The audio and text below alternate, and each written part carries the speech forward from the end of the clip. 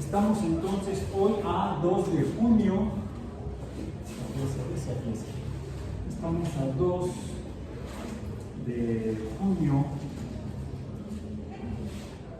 de 2025 en Biomatemáticas 1. Ok. Y estamos hablando de cosas ocupadas. Como recordemos, y ahora sí tengo el año porque lo tengo aquí. En 1735, decíamos en el siglo XVIII, Carl von Linné,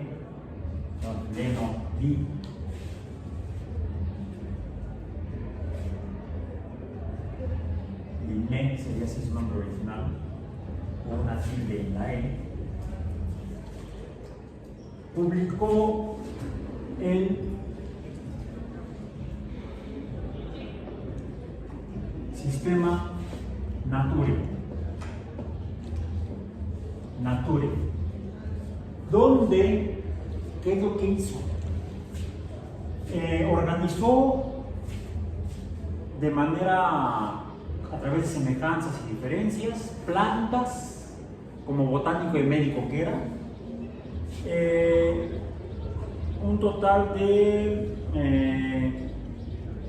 unas cuantas especies de plantas, en un total de 12 páginas. 12 páginas nada más.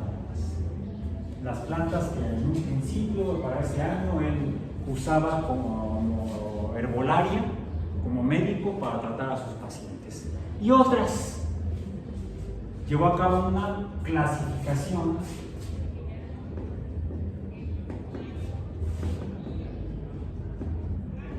inicialmente de plantas, a través de sus similitudes en características, semejanzas, las agrupaba, y diferencias las separaba, y así hizo diferentes grupos de plantas.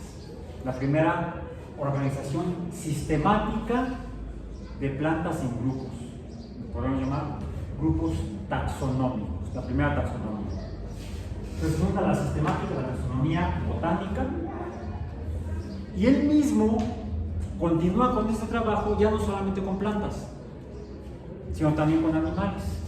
Cuando publica en 1758, o sea, 1758, 23 años después, un trabajo de más de 2 décadas, publica la 10ª edición de su sistema Nature, o sistema de la naturaleza, ya en mi acordeón, así como el que usé yo ayer. Clasificaba 4.400 especies de animales y 7.700 de plantas. ¡Qué paciencia!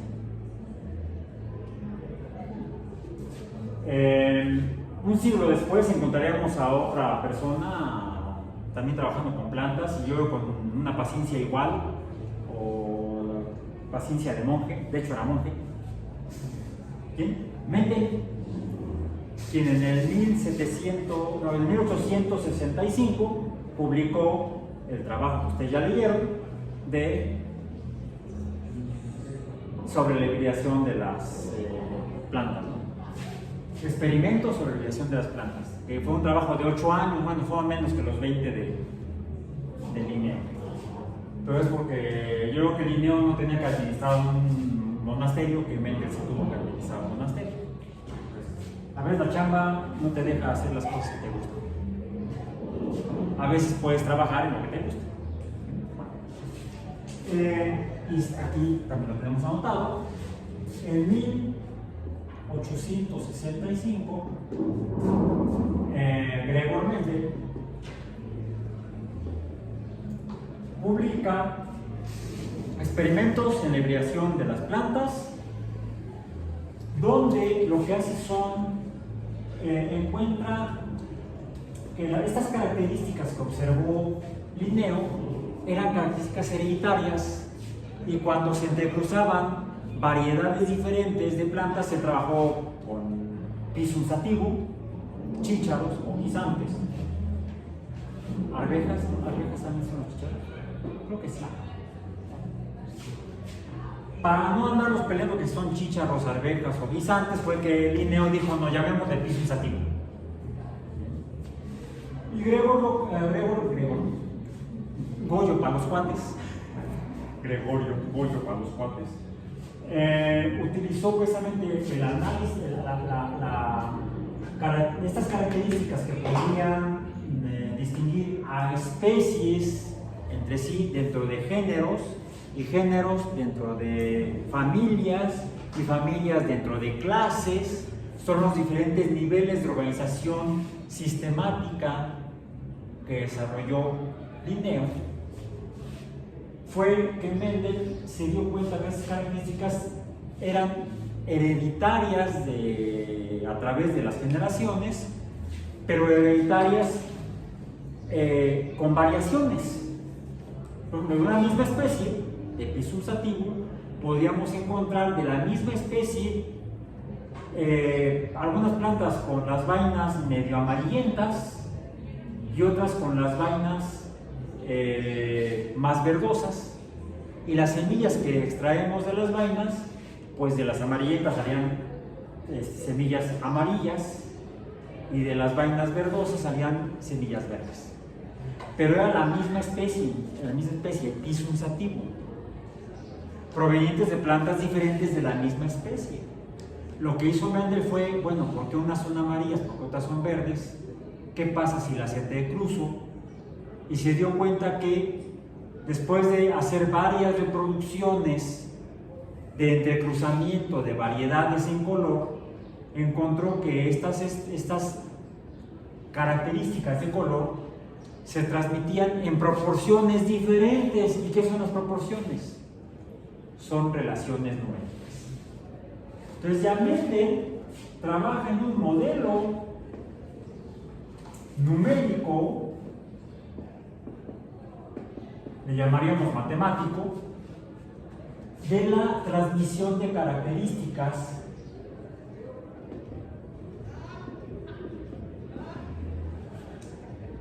biológicas, que si las vainas eran verdes y las semillas, o amarillas, que si las semillas eran verdes o amarillas, y otras características que podían identificarse claramente y se le pueden asignar, por ejemplo, quizás hasta símbolos o signos que podrían ser letras o números.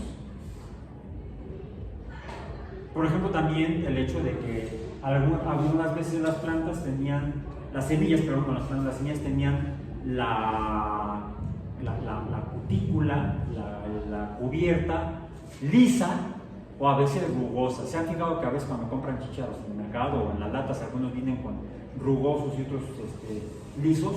Curiosamente encontramos verdes y amarillas, no moteadas. Bueno, no las hemos encontrado todavía, si las ven moteadas, mejor que las pongan. Y las cubiertas son arrugadas, que así dice en el artículo, dice arrugadas. En los libros modernos de botánica, o de genética, muy elegantemente le llaman rugosos. Bueno, porque ya los términos son sinónimos, gramaticalmente. Pero son arrugadas o rugosas o lisas. No hay medio arrugadas o medio lisas, como que son características a las que se les podrían asignar valores numéricos como 0 y 1. O sea, podríamos tener una clasificación binaria, o es de un tipo o es del otro, no hay intermedios, no hay graduaciones. Casualmente también observó otras características: los colores de las flores, el tamaño de los tallos, la longitud de los tallos, porque también puede ser el grosor. Bueno, se fue por la longitud, y a diferencia de lo que eran los colores de las semillas y las vainas, o la cubierta de las semillas, en el caso de la longitud de los tallos, encontró que sí había plantas con tallo largo, plantas con tallo corto, pero encontró que había en los entrecruzamientos plantas con tallos intermedios, por lo cual no le pudo asignar características numéricas específicas. ¿Qué tan largo, qué tan corto, qué tanto es tantito? No podía asignar valores numéricos específicos. Ya no solamente ceros y unos, si es rugoso o liso, si es verde o amarillo, sino, bueno, quizá porque no existía todavía, no, sí existía el sistema métrico. Lo desarrollaron los franceses a finales del siglo XVIII, después de la Revolución, después de que le cortaron la cabeza al rey Luis y a María Antonieta, a la reina. Pero aún así, no sé por qué no se le ocurrió medir la longitud, o quizás sí la midió, pero vio que había medidas intermedias, y quizá por eso mejor descartó esos datos. Se fijan que no profundiza en el artículo más en las características de la longitud de los... Sí menciona que hay variabilidad, pero que no le puede asignar valores numéricos específicos. Diríamos, ¿qué tipo de números? A las características les asigna números. No, voy a tratar de escribir menos. ¿Qué puedo usar para en lugar de escribir la palabra números? Enteros. No, enteros. La Z, Zelen. Entonces usó números enteros para las características, y para las proporciones de números enteros, para las proporciones de distribución de las características, usó números racionales, Q. Números enteros cuando se puso a contar el montón de chícharos que salían del montón de plantas que sembró, porque las sembró las semillas para poder tener los brotes y luego las plantas y luego las semillas de la siguiente generación, y se puso a contar números de semillas. Ahí está. Por cierto, en el caso del símbolo para de los números naturales, en realidad tenemos que escribirlo así. La pata gorda es la del lado derecho. Entonces, contó con números enteros la cantidad de semillas que obtenía en cada generación. El número de semillas verdes, el número de semillas amarillas, el número de semillas rugosas, el número de semillas lisas, y él se las hizo a través de números racionales, que son la proporción entre números A y B, donde A y B, perdón, B minúscula, por cierto, A y B minúscula son o están en el conjunto de los números enteros. Ya mencioné la palabra mágica, conjunto. ¿Y eso qué es? Esto es biología.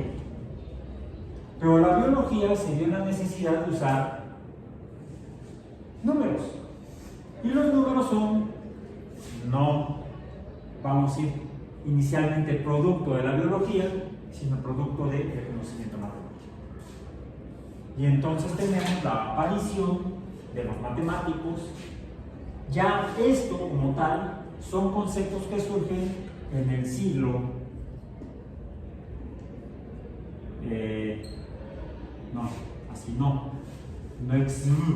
es en el siglo VI, y no digo el siglo VI en inglés, estoy leyendo X y X sería VI. No, es el siglo XIX, ¿verdad? Este es el siglo XIX, pero números romanos. ¿Cómo escribiríamos 19 en maya, dijimos? Lo decimos con el siglo XVIII. El siglo XIX sería barra 1, 2, 3, 4. ¿Sí? 19. No, me faltó una barra. 5, 10, sería 14. Y 5 ya son 19. O en los indoarábigos, siglo XIX. Tanto este como este son números para contar. Estos son entonces también números, no solamente enteros, sino decimos que para contar son números naturales. Lo que estoy haciendo es utilizar los símbolos de la teoría de conjuntos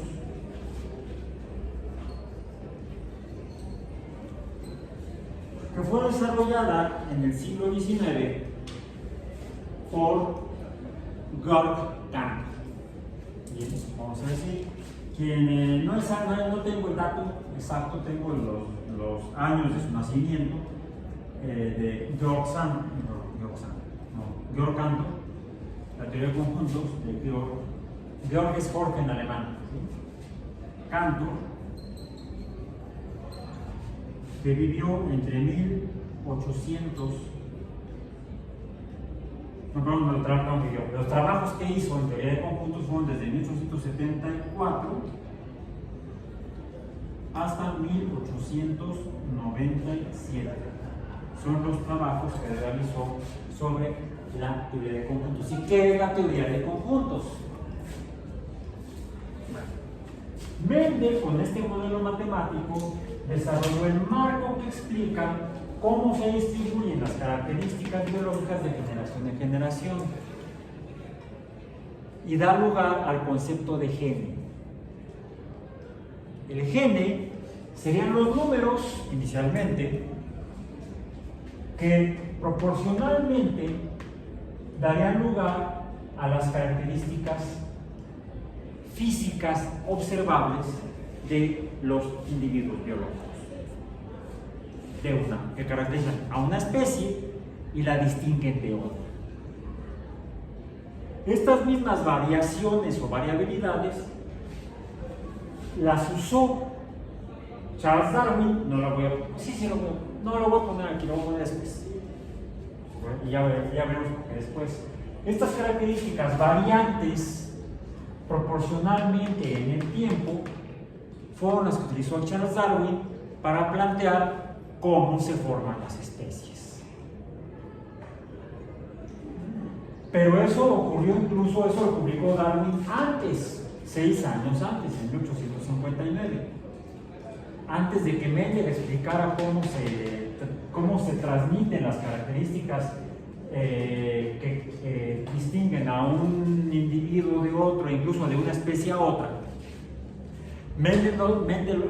Darwin observaba estas mismas características que variaban en la reproducción a través de las generaciones, y él lo que se interesó fue en explicar por qué a lo largo de muchas generaciones, a partir de esta variabilidad de características, terminaban formándose especies biológicas distintas.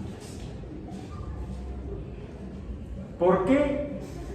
O no se lo cuestionó, o no le dio tiempo de averiguarlo, se metió a tratar de entender cómo es que se transmite, cómo es que se producía, cómo es que se relacionaban esas características variantes con el tiempo y el lugar en el cual vivían los bichos.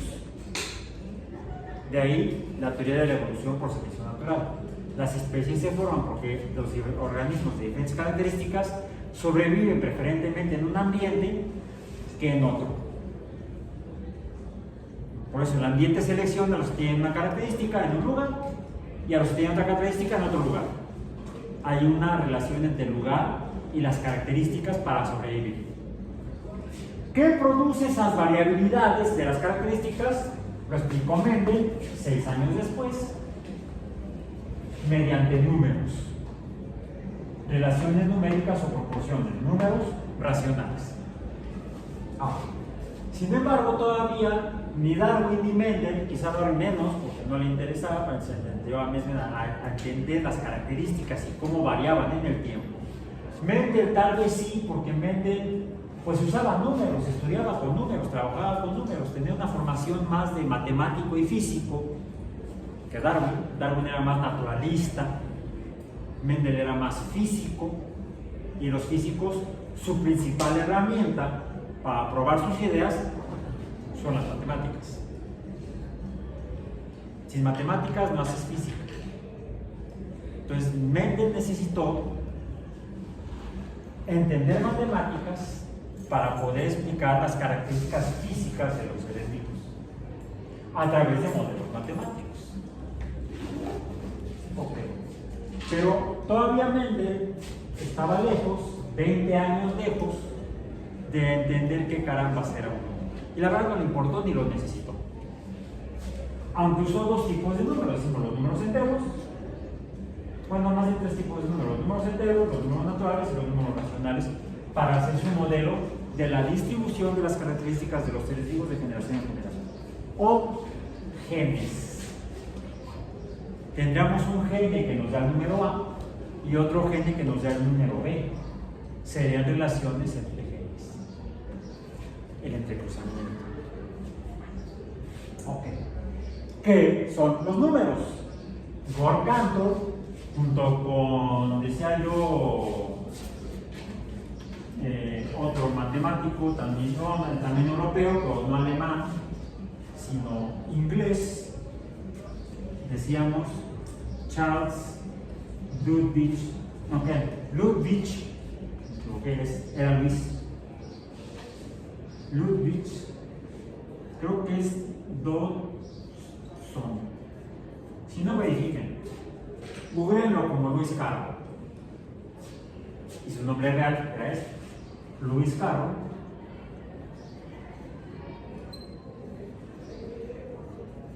Su seudónimo como escritor de cuentos, surrealista, donde plantea algunas aventuras que implican matemáticas. Por ejemplo, las cartas de la baraja inglesa, las figuras del tablero de ajedrez, siendo el ajedrez un juego matemático. Gente como ellos desarrolla la teoría de conjuntos a finales del siglo XIX. Y lo que nos dicen es qué son los números. Hay diferentes tipos de números, diferentes clases de números. Entonces la teoría de conjuntos es una especie de sistemática numérica. O podríamos decir que el sistema Nature de Linné es como una teoría de grupos de conjuntos biológicos.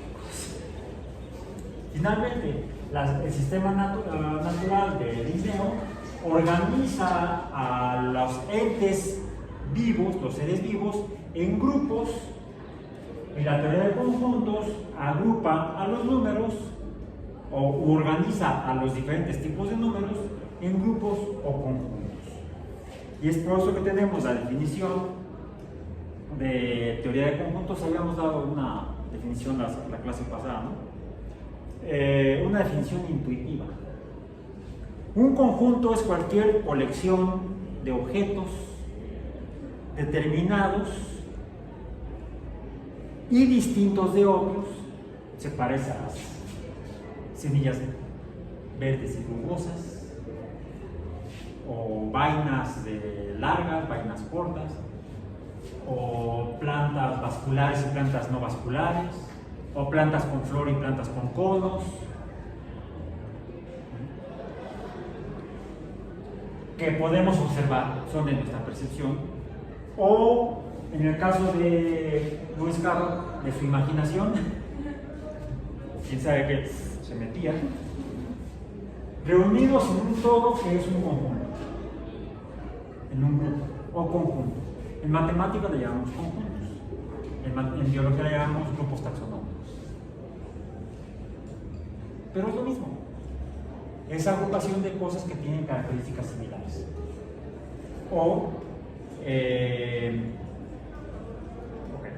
Hay otra definición un poco más clara.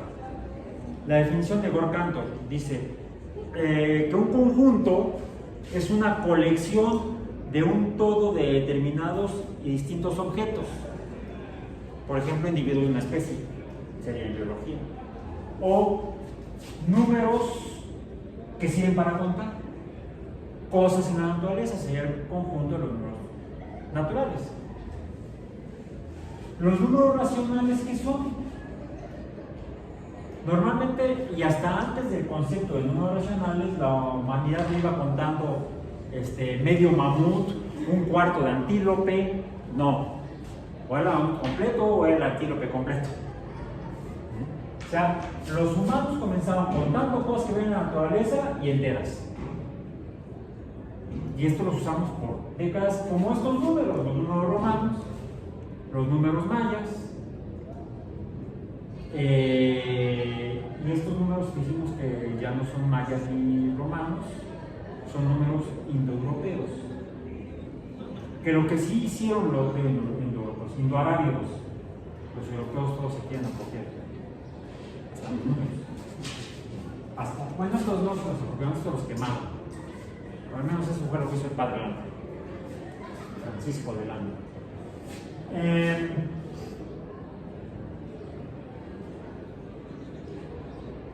¿En qué son diferentes los números indoarábigos de los números mayas y los números romanos?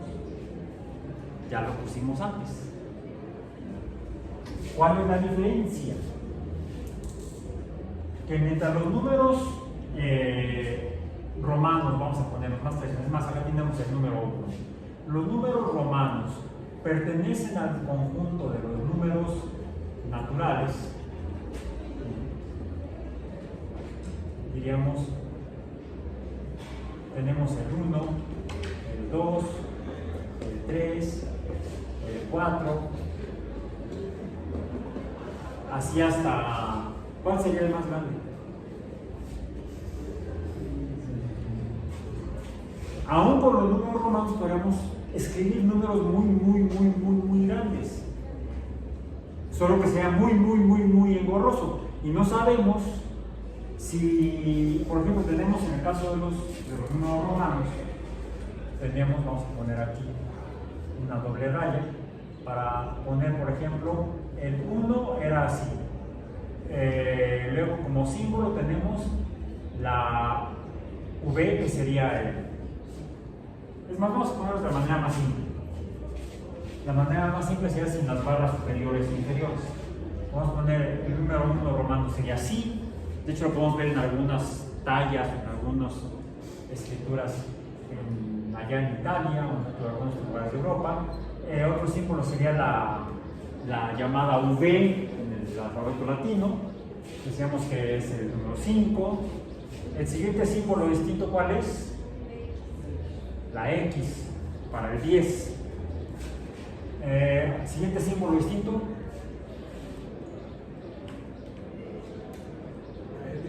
La L para el 50. Otro, la C para el centenar. Es más, era muy importante este número para los romanos. ¿Cómo organizaban a sus ejércitos romanos? En grupos de 100. ¿Cómo se llamaban? Centurias. ¿Y quién era el comandante del grupo de 100? ¿No? Se nota que son unos herejes. ¿No han visto la representación de aquí de la pasión de Cristo aquí en Iztapalapa? No. Qué bueno, yo tampoco. Es que se juntan millones de personas. Sí, no. He pasado, pero ni siquiera me he metido. Pero hay unos personajes que está ahí que carga la cruz. Y están los que están dándole ahí y el que va comandándolos, el centurión. De ahí el centurión, si no, ¿de dónde viene?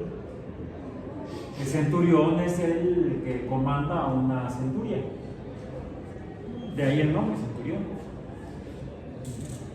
También es el nombre común de un pez. ¿Y de cierta mitología el centurión es un También. Pero el centurión romano formalmente era un miembro del ejército romano en las legiones romanas. Luego, después del 100, decías. No, porque ¿cómo escribiríamos el 500? El 400 sería, a ver, tenemos el 10, el 9 sería y X. Luego el 11 sería XY. Tenemos luego, por ejemplo, el 40 sería XL. El 60 sería LX. Luego teníamos el 100. Por ejemplo, sería 100, sería 150, sería CL. CLX sería 160. El 190 sería ¿cómo es? 190 sería, el 200 sería CC. 190 sería C, L, 150, X, no, tiene que ser así. No sé, es un lío. Qué bueno que llegaron los árabes con los números impios. Pero bueno, el siguiente símbolo es el 500, que es la D. Luego tenemos la M del billar. Y luego, yo no sé.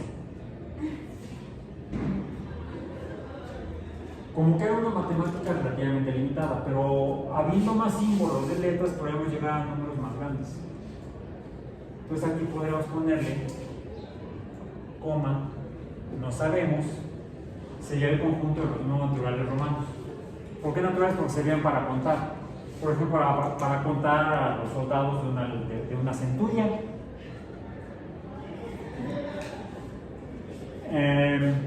Bien. Vayámonos a la matemática moderna. Desafortunadamente la matemática maya quedó perdida. Cae la cultura maya, parece que por cuestiones, problemas ambientales, que dieron lugar a crisis sociales.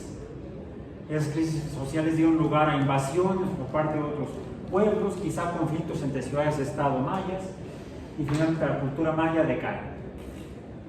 Para cuando llegan los europeos, los españoles principalmente a la zona maya, los primeros españoles que llegan a la zona maya llegan como náufragos. Y algunos de ellos, incluso ya no pudiendo regresarse, se incorporan a la sociedad maya y se integran incluso hasta haciendo vida familiar ya con mujeres mayas. Entonces los primeros mestizajes se dan en la zona maya. Esa historia que algunos pseudohistoriadores nos quieren vender de que para los padres del mestizaje son Hernán Cortés y Doña Marina, suena a versión para Hollywood. ¿Bien? O no sé si para una obra de teatro que está ahorita musical. No, la verdad no me interesa. ¿Sí? Me suena demasiado fantasioso. No, adivino quién fue y de hecho hubo un español, fueron varios, uno que sobrevivió, se quedó ahí, tuvo familia, incluso fue, inicialmente fue capturado por caciques mayas y sometido como esclavo. No solamente él, varios. Pero este cuate que era militar, era tan bueno que supo ofrecerle sus servicios al cacique y lo convirtió en su ayudante. Entonces tuvo ciertos privilegios en ese grupo de mayas. Y cuando llega Cortés, le informan que otro español que dice, ya llegaron a rescatarme. Dice, ahí va a estar mi compadre que no sé si se quiere regresar también. No, este cuate dijo, no, yo aquí me quedo. Ya tengo familia, ahí te ves. Y él se quedó ahí, dando lugar al mestizaje realmente en estas tierras originalmente. Bueno, pero la matemática maya se había perdido. No trascendió, desafortunadamente. Por eso es que en el mundo, no solamente en México, no es que sea influencia gringa, no, ni española tampoco, sino en el mundo terminamos usando la matemática india, básicamente. Porque incluso usaríamos un sistema vigesimal y no un sistema decimal. El sistema indio utiliza como números naturales A, ahora lo representamos así: 1, 2, 3, 4, 5, 6, 7, 8 y 9. Sería el conjunto de los primeros 9 números naturales indios. Pero tenemos que pasar a este símbolo, al conjunto R, para entonces introducir ese símbolo, que en el caso de los mayas, ese símbolo era, decíamos, ese que tiene forma como de semilla de cacao, que es más o menos así. ¿Sí? Nunca me acuerdo exactamente cómo es. 1, 2, 3, 4, 5, 6, 7, 8, 9 sería el conjunto de los primeros números indios reales. Pero dentro de los números reales también tenemos A,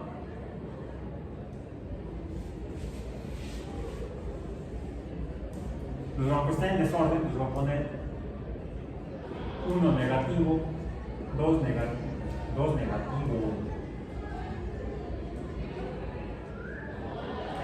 3 negativos, por ejemplo. Llamemos a estos el conjunto A y este el conjunto B.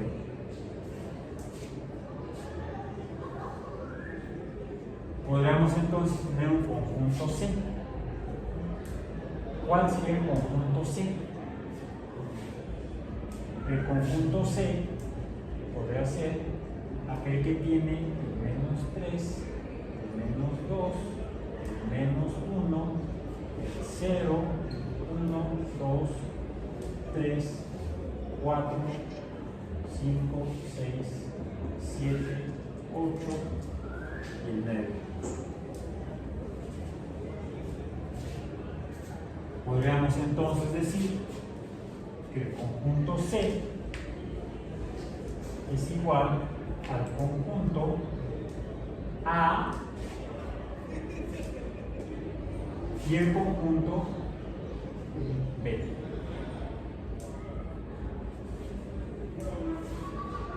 Pero también podríamos representarlo de otra manera.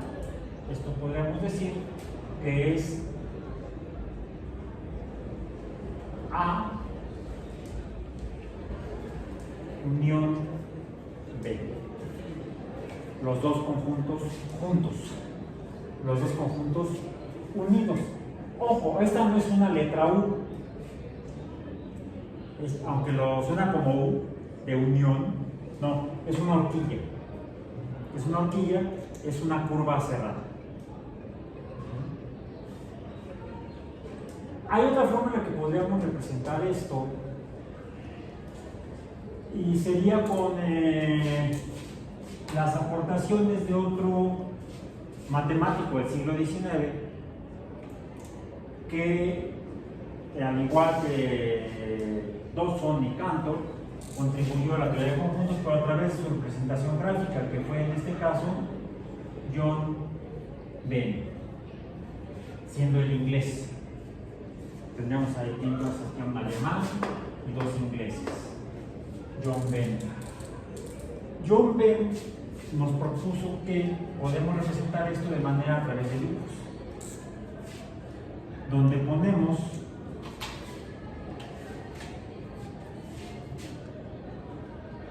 representamos en un recuadro, en un rectángulo, a los conjuntos inicialmente en forma de círculos. Y tendríamos aquí, es más, voy a empezar de manera un poco diferente.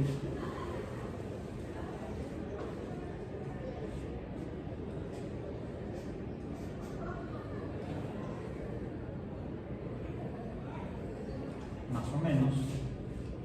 Porque tendremos aquí al 1, al 2, al 3, al 4, al 5, al 6, al 7, al 8 y al 9. En el conjunto B, y este siendo el conjunto A, tiene estos mismos números.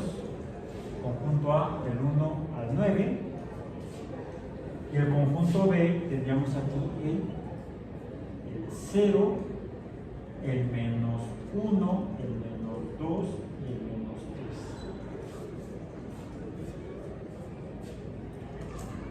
3. Y la unión serían,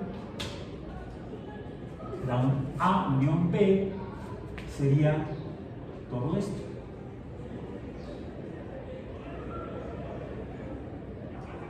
Sería entonces A unión B. O sea, lo que está adentro de los dos círculos.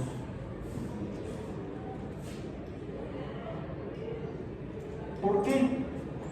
Porque tenemos el conjunto A que tiene estos números, el conjunto B que tiene además de estos números estos otros que no están dentro del círculo A, dentro del conjunto A. Ahora, podemos hacer representaciones o definir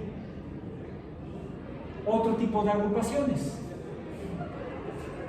Por ejemplo,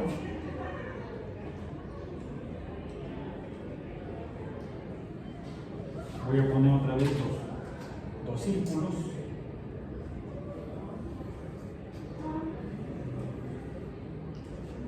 Uno, dos, tres, 4, 5, 6, 7, 8, 9. 0, menos 1, menos 2, menos 3. Y puedo estar interesado por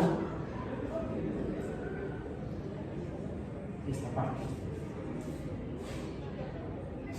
Aquí, en esta parte, lo que tengo solamente lo que está en los dos al mismo tiempo. Es decir, donde se cruzan, como donde se cruzan dos calles. ¿Cómo le llaman a donde se cruzan dos calles? Intersección.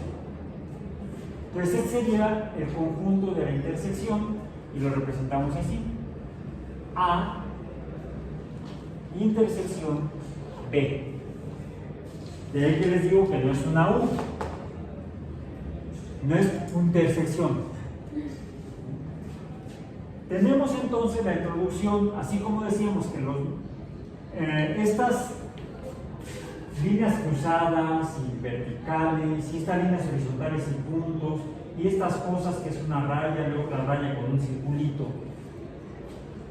son signos gráficos que representan cantidades, e incluso les podemos dar nombres. ¿Sí?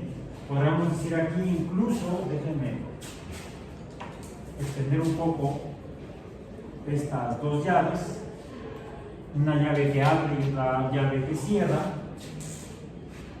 una llave que abre y otra llave que cierra. Aquí podría yo escribir 10 y 9. Donde estoy usando las letras, aquí me falta el punto para que sea correcto, las letras del alfabeto, las letras minúsculas del alfabeto latino o español en particular, para representar el sonido 19. ¿19 qué es? Sería, 19 sería, vamos a poner aquí,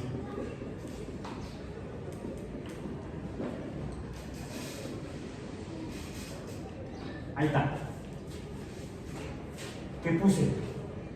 Unos puntos de plumón rojo. ¿Cuántos son?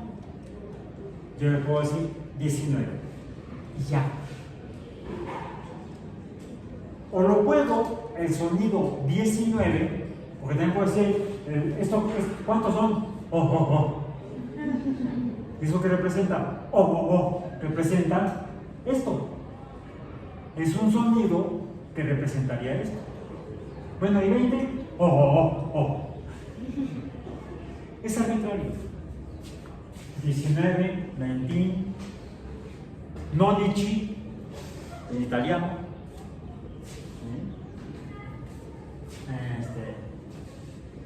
En alemán no me acuerdo cómo se dice.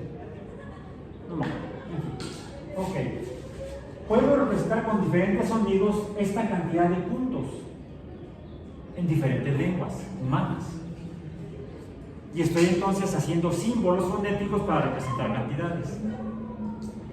Cuando lo escribo, estoy utilizando los símbolos para representar sonidos, fonemas, z. Bueno, z sería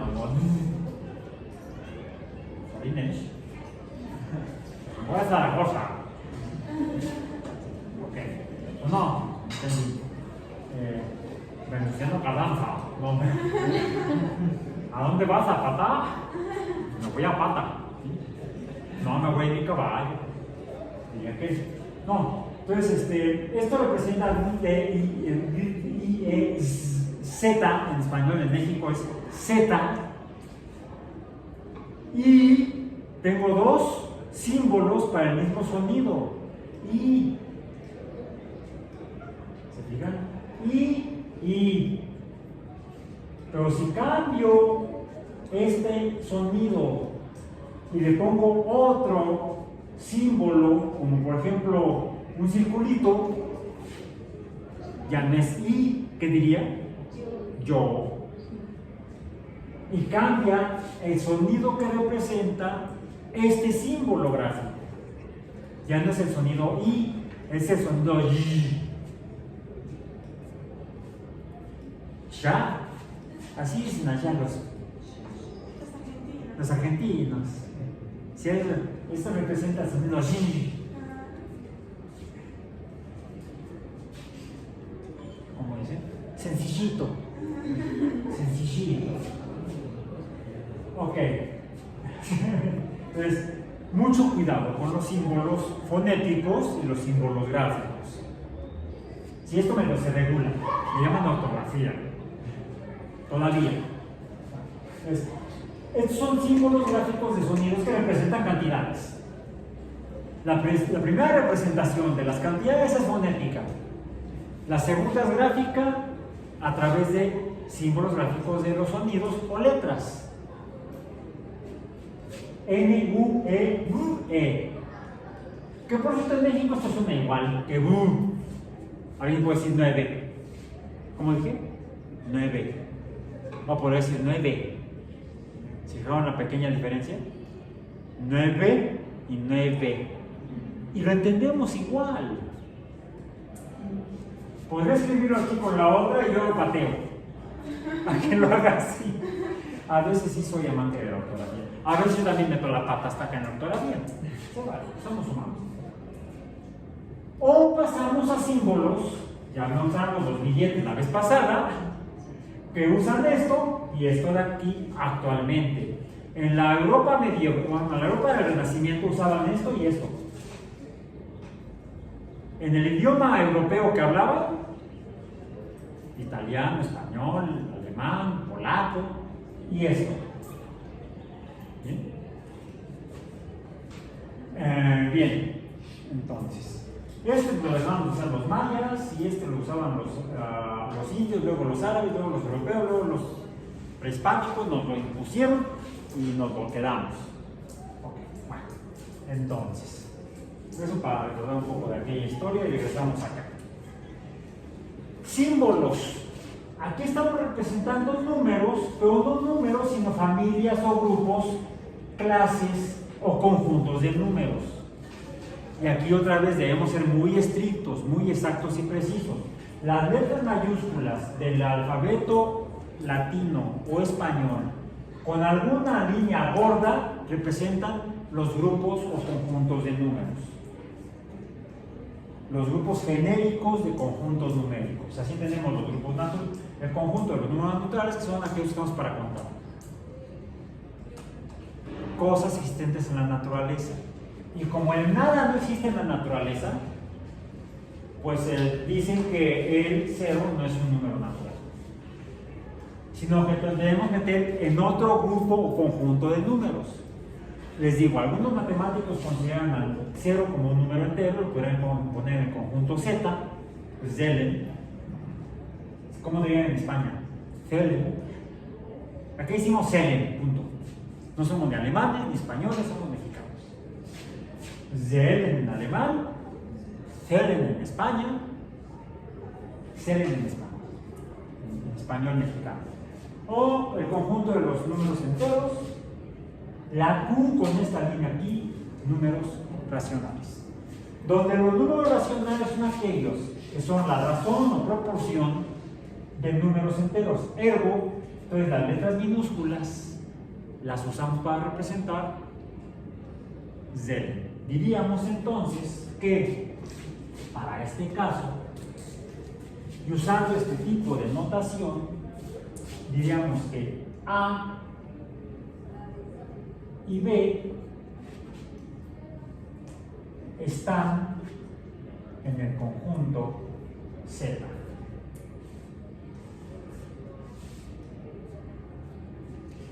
Porque los números racionales son cocientes o proporciones de números enteros. Este simbolito entonces, este dibujo de una horquilla horizontal hacia la derecha con una línea horizontal en el medio, no es la letra E con la línea del medio, ¿cómo será la canción? Más larga, como ves. El palo del medio es más largo, como ves, luego la I. No es la letra E, no es la letra E de la canción de Kiki. No. Esto significa está. Casualmente tiene el mismo sonido la palabra está que lo que sería la letra E en español, porque en inglés no suena así. A and B are, porque son dos, in Z. Entonces tendría que ser algo como un símbolo A, ¿no? En inglés y en español usamos, en matemático de conjuntos, en teoría de conjuntos, usamos el mismo símbolo para decir que el número A y el número B están en el conjunto de los números enteros. Incluso si nada más fuera uno, pues no sería, en español sería está, porque es singular. Si la S al final, A está en el conjunto Z, B está en el conjunto Z. ¿Cómo lo diríamos en inglés? B is in Z. Bueno, in Z. Sería la letra I, porque es el singular de la tercera persona. Bien. Entonces, no. Entonces, aquí estamos introduciendo un nuevo tipo de símbolos que forman parte de la teoría de conjuntos, para representar grupos de cosas, como por ejemplo los números. Aquí nos estamos refiriendo específicamente a no a la teoría de conjuntos biológicos, no, sino a la teoría, por eso pongo en negro para que no se confunda con las letras de los números romanos, a la teoría de conjuntos, ¿cómo dijiste? Numéricos.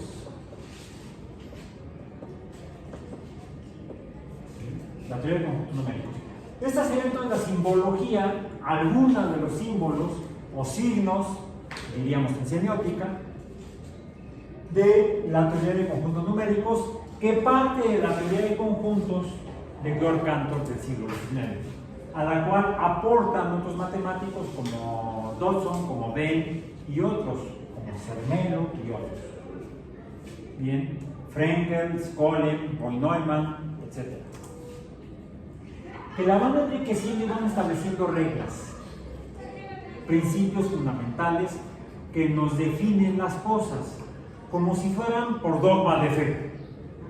Ojo, como si fueran por dogma de fe. Son definiciones a partir de las cuales construimos el conocimiento que constituye la descripción y la explicación de lo que son los números o teoría de conjuntos, y entonces estaríamos hablando de la teoría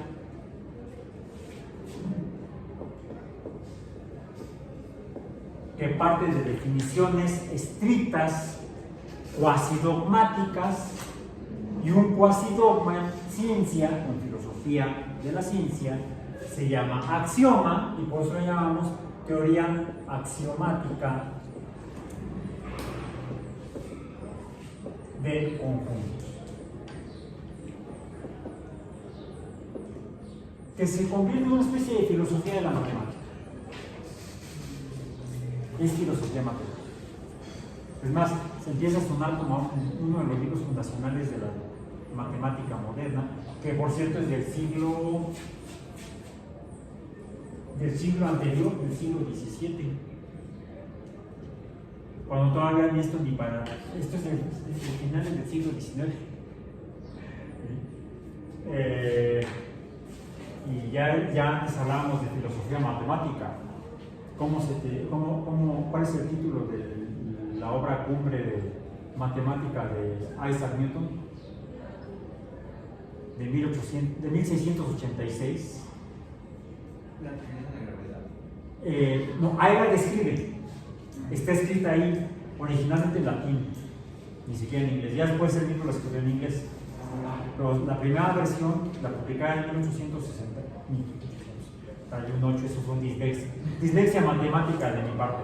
1686, no 1868, no, 1686, Newton publica los principios matemáticos de la filosofía natural. En latín, filosofía naturalis principia mathematica. Algunos matemáticos y físicos muy elegantes dicen los principia de Newton. Algunos dicen hasta los principia de Newton. Más bien, los Newton Principia, sobre todo en inglés, presumen que hablaba inglés Newton, pues sí, pero lo escribió en latín, donde en la primera parte desarrolla el cálculo infinitesimal o cálculo diferencial que sufrirá en el próximo trimestre,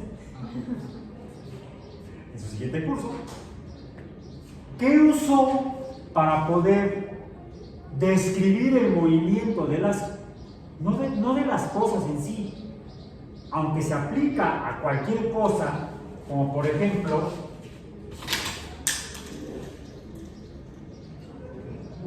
¿vale? Pues no, porque si hubiera sido reacción, habría volado para acá. Más bien el movimiento para allá, porque este plumón cambió el estado de reposo del otro. Le provocó un cambio de movimiento, estaba en reposo, movimiento cero. Bueno, ahí sí usamos el cero. Movimiento cero, el movimiento es velocidad. Si estaba en reposo y luego está en movimiento, pues cambia su movimiento de reposo a movimiento. Y el cambio de movimiento o cambio de velocidad es la aceleración. Se aceleró. En cambio, ¿qué pasó con este? Sigue en reposo. Se detuvo, estaba en movimiento, de movimiento distinto de cero, termina el movimiento cero y el movimiento se lo pasa al otro. Hubo una transmisión del movimiento. La transmisión del movimiento es explicada por la inercia. Y en cambio, cuando hace esto, rebota, entonces aquí tenemos una acción de reacción. ¿Sí? El plumón golpeó al pizarrón y el pizarrón en desquite golpeó al plumón. Esas sí son las tres leyes fundamentales del movimiento descritas en los principios matemáticos de la filosofía naturales o los principios matemáticos de la filosofía natural, donde después de explicar todo esto, movimiento matemáticamente, mediante cálculo diferencial, son la primera ley del movimiento, que es la de la inercia, reposo o movimiento. Es más,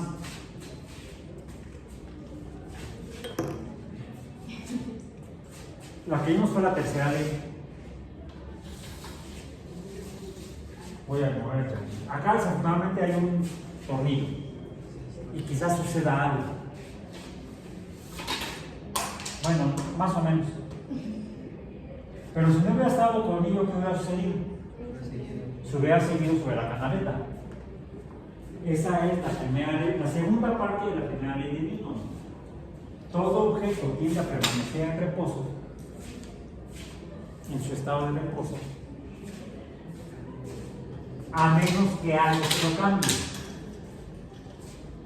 Primera ley de Newton. La primera ley del movimiento por Newton. Luego busco el otro. No está ya en la mesa lo puse. Segunda ley.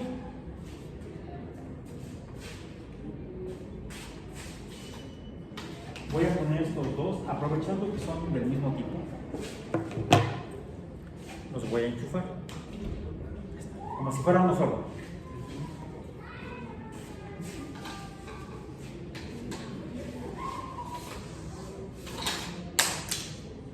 ¿Fue igual? No. Tiene que ver con el tamaño de esto y del otro. La cantidad de cambio de movimiento depende de la magnitud de la fuerza aplicada al que quiero cambiar. Segunda ley. Más o menos así está escrita. Más o menos está escrita en latín. Esta es la segunda ley. Y la tercera, la del rebote. Acción, reacción. ¿Sí? Pero no acaba ahí. La primera parte ya dije que es la matemática para llegar a eso. La segunda parte empieza con la primera ley de Newton, la inercia, la segunda ley, fuerza. La tercera ley, acción-reacción, y hay una, ya que yo llamo una cuarta ley de Newton, que es la que tú dijiste. La ley de gravitación universal, que por cierto está incompleta en el libro, en esta obra de Newton, es la que describe que los movimientos de los astros, porque es lo que él realmente quería entender, cómo se mueven los astros alrededor del Sol, depende de la magnitud de las masas de los astros que están interactuando mediante fuerzas. La magnitud de la fuerza de interacción depende de la masa de los cuerpos. Por ejemplo, ¿por qué Mercurio se mueve más rápido alrededor del Sol que la Tierra? Porque también depende de la distancia. Es proporcional a las masas, la fuerza, e inversamente proporcional a la distancia. Mientras más cerca, la interacción o fuerza es mayor, mientras más lejos, la interacción o fuerza es menor. Es la cuarta ley de Newton, que es aplicable no a los objetos que chocan o se mueven, sino a los cuerpos astronómicos. En el siglo XVII, 1686, o sea, anterior a todo este rollo. Bueno, ok. Entonces, Newton no entendía qué carajo era un número, porque nadie lo había explicado hasta entonces. ¿Qué son números? Son cosas que nos permiten, son abstracciones que nos permiten representar cosas de manera cuantitativa. Y entonces hacer operaciones con esos números. ¿Cómo qué operaciones? Comenzamos por relacionarlos, ver semejanzas entre ellos. Aquí lo que estamos haciendo es ver semejanzas y diferencias. Por ejemplo, podríamos decir, así como dije, que A y B están en el conjunto Z, me faltó. Podríamos escribir entonces, usando los símbolos de la teoría axiomática, podríamos decir que 1, 2, 3, 4, 5, 6, 7, 8 y 9 están en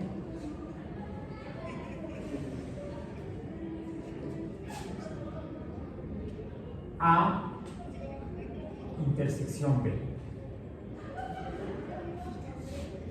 Y a este le podríamos llamar incluso el conjunto C. No, ya no, el C no está acá. Tiene que ser el conjunto B. Porque el conjunto C es otro. Sería el conjunto B. Este sería el conjunto, tenemos que ponerlo, D es A unión B. Donde los que están son estos. Aquí lo que tenemos son los elementos. Estos son elementos. Los elementos son los que están adentro del conjunto. Ergo, A y B, las letras minúsculas del alfabeto español o latino, nos sirven para representar los elementos de los conjuntos. Mientras que las mayúsculas nos permiten representar, o los debemos usar para representar, a los conjuntos completos. Los elementos los representamos. En lugar de escribirlo aquí el montón de números, puedo escribirlos como letras. Pero tienen que ser letras minúsculas para poder simplificar la representación de este tipo de cosas. Bueno, así entonces tenemos, desde el punto de vista de semiótico o de la semiótica, lo que son signos, símbolos o signos. En sentido estricto tenemos que llamarle signo. Un signo es cualquier cosa, cualquier representación de cualquier objeto que exista en la naturaleza. Decíamos las bancas en una sesión anterior, o las cantidades, los números. Los números son signos. También otros garabatos, como estas cosas aquí a las que llamamos llaves, representan una llave que abre y otra llave que cierra. Siempre representará un conjunto. Por ejemplo, fíjense, podríamos decir que el 0 está aquí, el 0 está,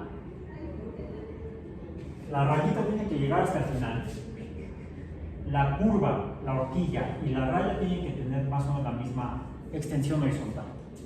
Vamos a decir. Por eso es que aquí le añadí porque me quedó muy corto. El 0, ¿dónde está?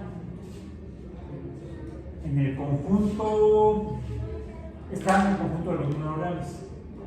¿Sí? Que sería igual al conjunto C. Bueno, está al conjunto, más bien. O puede ser el 0 está en el conjunto C. ¿Ok? Pero el 0 no está, que atache, no está en el conjunto N. No está. Ergo, no está el 0, no está en el conjunto A, está de acá, no está en A.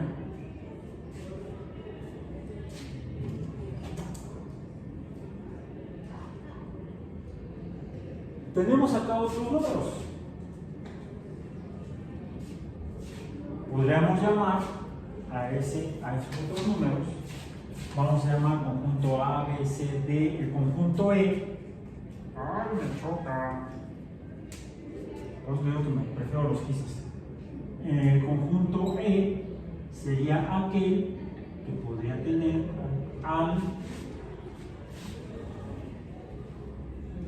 el conjunto de los negativos de los números naturales. Para no escribir ahí todo el rato, podremos poner entonces que menos 1, menos 2 y menos 3 es un conjunto que está en B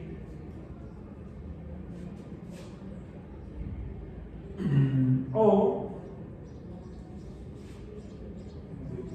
démosle un nombre. ¿Qué nombre le damos a este conjunto? Bueno, F. F sería el conjunto menos 1, menos 2, menos 3. Nada, los primeros tres números negativos. Podríamos decir entonces que F no está en B. O sea, hay muchas formas en que podemos empezar a escribir con estos símbolos lo que tenemos, por ejemplo, en la siguiente presentación, que es el documento que les compartí ayer ya en el sitio. Pero F sí está en B, ¿no? Porque igual más o menos uno... No, en B. No, me equivoqué, perdón. Era en A. ¿Sí, no? No, aquí está en B, aquí en A. Sí, en A. No, aquí la primera parte está bien, la segunda parte está mal. Aquí está en A. No, está en B. Yo solito me resco. Está en B, pero no está en A. Era lo que hice con eso. Bueno, ya. Gracias por corregir. Ok, bueno. Entonces, ayer subí al sitio un documento más, que es el que se llama operaciones. ¿Sí? Ahí está toda esta simbología en lo que estos son los que llamamos los diagramas de Venn. La aportación de Venn fue en una forma de poder escribir esto mismo, pero en lugar de con todo este montón de símbolos de llaves y otros, podemos dibujar. Ahora, tiene limitación de los diagramas de Venn para diferentes tipos de conjuntos. Es por eso que, déjame ver, aquí me salió un aviso que dice que la batería está baja. Okay, sí, bueno, pero igual ya vamos a acabar. Bien, entonces es por eso que otros matemáticos como Dodson, como Lewis Carroll, también buscaron otras maneras gráficas de representar conjuntos. Hagan una investigación en internet de diferentes formas gráficas de representar conjuntos, porque esta no es la única, es la más popular, la más conocida, la que todo el mundo estudia en los cursos de teoría de conjuntos. Pero estos son, de entrada, son del siglo XIX y estamos en el siglo XX. Hay otras representaciones gráficas que se usan más actualmente y que tienen más, porque son más poderosas. Por ejemplo, hay unas que se llaman de puffs, que son como los pompones que usan para echar porras. ¿Cómo se hacen? Pues uno tiene un centro y de aquí le amarra muchos hilitos, ¿no? Bueno, yo puedo unir conjuntos de puffs, por ejemplo, para poder encontrar relaciones múltiples entre diferentes grupos. Entonces, hay algunos sistemas naturales que podrían utilizar, sistemas naturales en biología, que podríamos representar quizá usando teoría de conjuntos a través de los modelos de Venn, modelos gráficos de Venn. Pero quizá haya otros sistemas biológicos en los cuales estos no sean suficientes. De hecho, parece que para la teoría de la evolución que desarrolló Darwin, lo que tenemos son algo parecido a los diagramas de este estilo, donde tenemos nodos de los cuales parten o donde se unen diferentes líneas, donde hay cierto tipo de intersecciones. Por ejemplo, para modelos evolutivos. Los árboles filogenéticos son otros, que por cierto la filogenia se explica mediante la evolución. La filogenia parte de aquí. Se relacionan, forman familias, pero recordemos que Linneo empezó a desarrollar esto antes de que alguien explicara cómo se forman las especies. Todavía estaba muy patente en Europa y en el resto del mundo por la influencia europea la interpretación de la naturaleza a partir de la filosofía filosofía teológica judeocristiana, de la creación del mundo, todos los organismos, bueno, quizá en días diferentes, porque si uno lee realmente el libro del Génesis, al principio, los primeros capítulos del Génesis, ahí mismo, y algunos lo utilizan para decir que si hay una secuencia evolutiva, puro cuento, porque no hay una coherencia evolutiva de acuerdo a lo que muestra actualmente la teoría genética, por ejemplo. Para la aparición o la creación de las bestias de la tierra, las bestias del cielo y las bestias de las aguas. Luego en el momento dicen las que se arrastran. Bueno, ¿cómo? Dice las bestias del cielo. ¿Cuáles? Las aves. ¿Sí las sabes o no las sabes? Pues a lo mejor no las sabe, yo sí las sé. Que hay muchas especies de organismos que usan como nicho, explotan como nicho ecológico la atmósfera. ¿Cuáles? No solamente las aves o pájaros, sino también los insectos voladores, o incluso murciélagos, mamíferos. Entonces hay mamíferos, hay aves y hay invertebrados como insectos que explotan el nicho aéreo. Eso nos lo explican los textos judeocristianos de hace 5.000 años. Todavía en el siglo XIX estaba a nivel filosófico-científico la discusión de cómo se forman las especies. Bueno, algo que empieza a empujar y a sacar del terreno de juego a la filosofía teológica judeocristiana es precisamente la teoría de la evolución por selección natural de Alfred Russel Wallace y Charles Darwin. Y entonces empezamos a tratar de interpretar la naturaleza de una manera distinta, que es lo que trataremos de seguir haciendo, pero con la ayuda de la matemática. Por hoy terminamos.